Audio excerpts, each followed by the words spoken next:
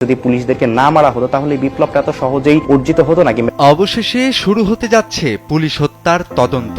এ বিষয়ে green signal দিয়েছে তারেক রহমান সরকার। শহর জুড়ে তখন আগুনের লেলিহান শিখা, চারিদিকে চিৎকার, গুলির শব্দ আর ধোঁয়ায় আচ্ছন্ন চারপাশ। 2024-এর সেই উত্তাল দিনগুলোতে দেশের বিভিন্ন প্রান্তে একের পর এক থানা আর পুলিশি স্থাপনা পরিণত হয়েছিল ধ্বংসস্তূপে। সেই ধ্বংসলীলার আড়ালে প্রাণ হারিয়েছিলেন 44 জন পুলিশ সদস্য। যদিও বাহিনীর ভেতরকার গুঞ্জন সংখ্যাটা আরও অনেক বেশি।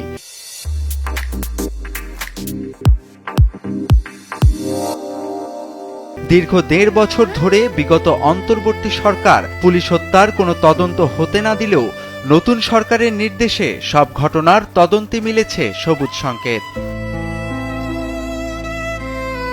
পুলিশ সূত্র জানিয়েছে, আন্দোলনের সময় যেসব থানা, ফাঁড়ি ও অফিসে হামলা হয়েছে সেখান থেকে লুট করা হয়েছে বিপুল পরিমাণ অস্ত্র, ধ্বংস করা হয়েছে পুলিশের যানবাহন আর পুড়িয়ে ফেলা হয়েছে বহু স্থাপনা। শুধুমাত্র সিরাজগঞ্জের এনায়েতপুর থানাতেই একসাথে হত্যা করা হয় পুলিশের 13 জন সদস্যকে। এছাড়াও ঢাকাসহ 50টিরও বেশি থানায় হামলা এবং 216টি স্থাপনায় অগ্নিসংযোগের ঘটনা ঘটেছে। যেভাবে পুলিশ সদস্যদের হত্যা করা হয়েছে তা কোনো সাধারণ জনরোষ নয়, বরং সুপরিকল্পিত কোনো মিশন বলে মনে করছেন গোয়েন্দারা। তবুও গত 1.5 বছরে এসব হত্যা ও হামলার বিচার তো নয়ই, বরং মামলা কিংবা তদন্তও হয়নি।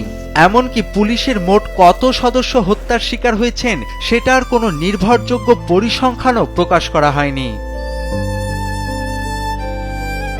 তবে এখন নবনির্বাচিত সরকারের নতুন নির্দেশনায় পুলিশ প্রতিটি ঘটনার গভীরে গিয়ে তদন্ত শুরু করবে। আর ইতোমধ্যেই তদন্তের জন্য বিশেষ টিম গঠন করা হয়েছে। হামলার আগে ও পরের ভিডিও ফুটেজ, সিসি ক্যামেরার রেকর্ড এবং অন্যান্য আলামত সংগ্রহ করা হচ্ছে। পুলিশের এক কর্মকর্তা নিশ্চিত করেছেন, প্রতিটি ঘটনার জন্য মামলা করা হবে। যারা সরাসরি যুক্ত ছিল তাদের প্রত্যেককেই আইনের আওতায় আনা হবে, ছাড় পাবে না কেউ। তদন্তের এই গ্রিন সিগন্যাল যেন এক ঝড়ের পূর্বাভাস। রাতের অন্ধকারে যারা তাণ্ডব চালিয়েছিল তাদের দরজায় কড়া নাড়তে তৈরি হচ্ছে বিশেষ টিম।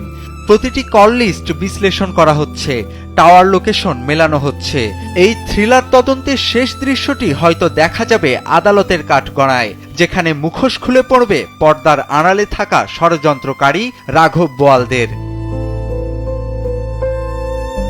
তোফায়েল আহমেদ, কালবেলা,